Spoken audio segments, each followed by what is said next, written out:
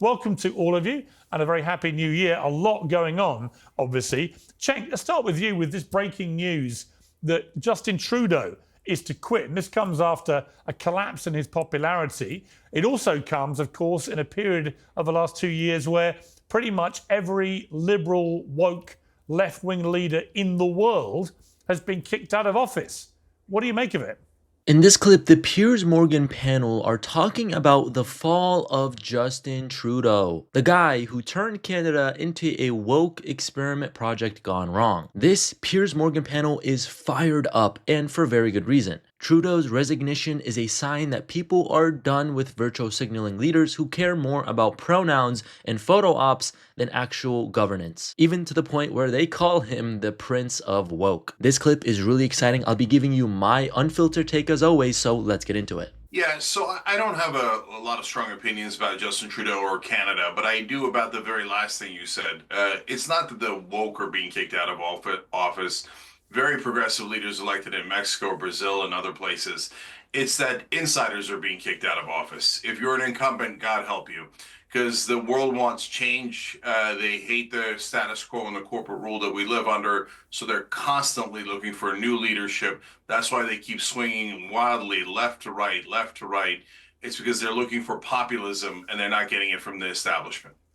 Okay, Vinny, I'm not as convinced as Cenk that that's the only reason. Justin Trudeau was about as woke as you could possibly get. I think we got a clip of him where a student tries to use the word mankind and Trudeau interrupts. Let's take a look. Unfortunately, in Canada, our volunteering as a charitable religious organization is extremely difficult. Extremely. That's why, in actuality, we cannot do free volunteering to help our neighbors in need as we truly desire. So that's why we came here today to ask you to also look into the policies that religious charitable organizations have in our legislation so that it can also be changed, because maternal love is the love that's going to change the future of mankind. So we'd like you to look into we like to say peoplekind, not necessarily mankind, because it's more inclusive. There we go, exactly. Yes, thank you. We can all learn from each other. Honestly, this clip perfectly sums up Trudeau completely. Let's take a quick second before Piers has a chance to throw in a very good joke and actually appreciate just how ridiculous this is. A woman asks a legitimate question about charitable policies, and Trudeau, without skipping a beat, interrupts her to mansplain woke grammar. Imagine being so committed to virtue signaling that you make Neil Armstrong's moon landing quote controversial, as Piers will say here. Please, man, the world doesn't need grammar police. It needs leaders with common sense. But hey, Trudeau had his priorities, right? And they clearly weren't the people of Canada. But let's hear Piers' input and joke here, because it is very funny. Actually, we can't, can we, Vinny? Because the last thing I want to learn is that we can't use mankind. Can you imagine if we have to refilm Neil Armstrong landing on the moon? One small step for a person, one giant leap for peoplekind, etc. Bullshit. That's why one of the reasons I think he's gone is that this woke nonsense, people are sick and tired of it. It's why Trump won big. Yes, because of the immigration crisis. Yes, because of cost of living crisis, but also because people are sick of this crap. I agree, Piers. First of all, Happy New Year's, Piers, and thank you for always having me on. I appreciate you more than you know. Of course. Yeah, Piers, it's like the proof is in the pudding. Piers, people are just freaking done. I'm on an app called Connect that Pat created a while ago where people could connect with professionals. I cannot tell you how many Canadians I get. I'm talking about in the hundreds, Piers, that have been complaining about this guy for years. Just, he's horrible, he's woke, the policies. It's like, you have to worry about the country first, put the people first, talking about the mankind to that girl. I think it's just another example of enough is enough. The people have finally spoken. They are tired of it, and they're moving on from people like Justin Trudeau. And I think it's a huge plus for Canadians and on the global scale as well. Of course they've been complaining. Trudeau spent his career catering to elites while ignoring the struggles of everyday Canadians. Inflation is out of control, housing is unattainable, and yet Trudeau acted like Canada's biggest problem was pronouns. This guy lived in a bubble where he could pat himself on the back for being woke while Canadians struggle to make ends meet. This even goes all the way back to COVID time when he locked down the country and pretended he was some kind of savior. The complaints weren't just noise, they were a cry for help from a country that desperately needed a real leader. And luckily, things are finally changing.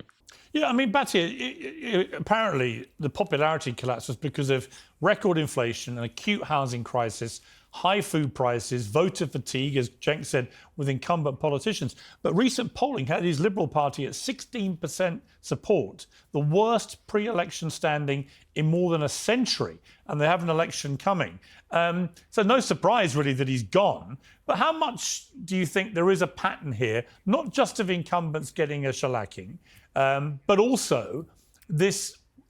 Look, I don't like to use woke without explaining what I mean has happened to it, because I wrote a whole book about this called Wake Up 3 years ago. Woke was, in its original incarnation, a great thing. It was to make people more aware of social and racial injustice. By that criteria, I'm woke. But it's been hijacked.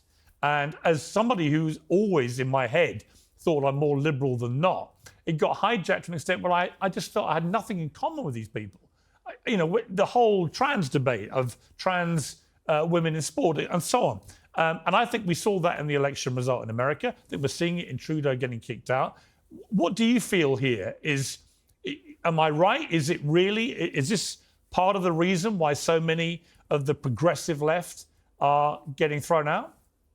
Piers makes an absolutely perfect point here when he says woke has been hijacked. Even self-proclaimed liberals are admitting that woke has become a caricature of itself. It started as a push for awareness and fairness, but now it's like a competition to see who can be the most offended. Trudeau didn't just hijack woke culture, he turned it into a political brand, and guess what? People saw right through it. It's like he was trying to appeal to Twitter while ignoring the real-world struggles of Canadians. The woke bubble might be loud, but it doesn't win elections.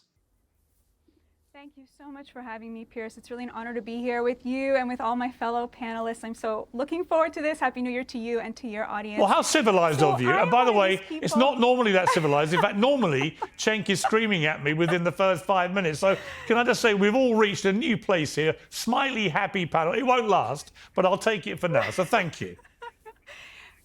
I love Cenk. We don't agree on much, but I'm so glad to be here with him. He's my favorite person to debate. So, Cenk, I'm so excited for this. To the question of the woke. So I'm a little bit of a woke analysis skeptic here. I think we are in a populist moment, like Cenk said, where left and right are coming together. This moment is the working class versus the elites. And the working class, yeah, they don't like the wokeness, but they don't vote on that stuff. They are voting on their pocketbooks. They are voting on immigration, which, if you are working class, is an economic issue. This is what I learned when I traveled the country for a year interviewing working class people for my book, Second Class, How the Elites Betrayed America's Working Men and Women.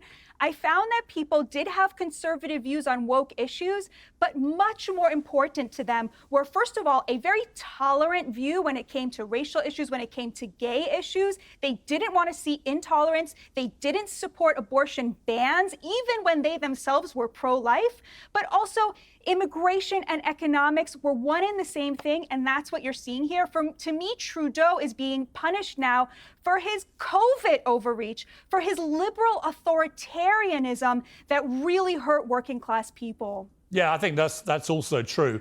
But Riley, you know, I remember after the US election, that incredible report coming out in the New York Times about the power of one commercial.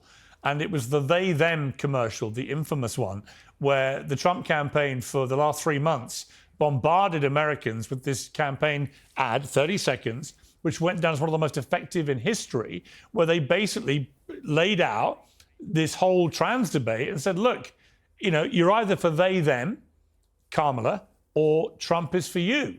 Which one do you want it to be? They reckon in the New York Times that could have moved the needle 3 points. I mean, extraordinary power of one commercial. So I think that the woke stuff did play quite a significant part. And I do think it's also played a part with Trudeau. I absolutely think so too. I think of Trudeau and I think he was like the first world leader to appear in the RuPaul Drag Race franchise. And I'll tell you, I had the opportunity to listen to a little bit of his resignation speech before jumping on here. And the things he highlighted as his greatest achievements while serving as prime minister was funding for Ukraine and climate change.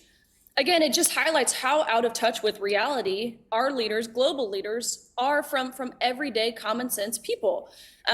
What I'm sure Canadians want, because again, I'm speaking as an American, what I know Americans want, we want lower taxes, we want affordable living, we want secure borders, we want world peace, we want to protect our freedoms. So to highlight climate change and funding for Ukraine, I mean, I think largely this is a huge reason as to why he was ousted. She made some absolutely perfect points. Leaders like Trudeau lives in a fantasy world where climate summits and Twitter applause are more important than real problems. Meanwhile, regular people are working 2 jobs just to stay afloat. Trudeau's priorities were so skewed, it's almost laughable. He cared more about Ukraine and climate change than he did about the Canadians who put him in office. At some point, people said enough is enough, and now the people are finally saying enough is enough. It's finally a breath of fresh air. Trudeau's resignation is an actual victory for the working class and a message to every leader who thinks they can ignore the struggles of regular people. The woke era is crumbling and Trudeau's fall is just the beginning. I'd love to hear your guys' thoughts down in the comments below if you agree or disagree, or just overall your opinions on his resignation. Be sure to give us a like and subscribe, and as always, we will see you guys in the next one.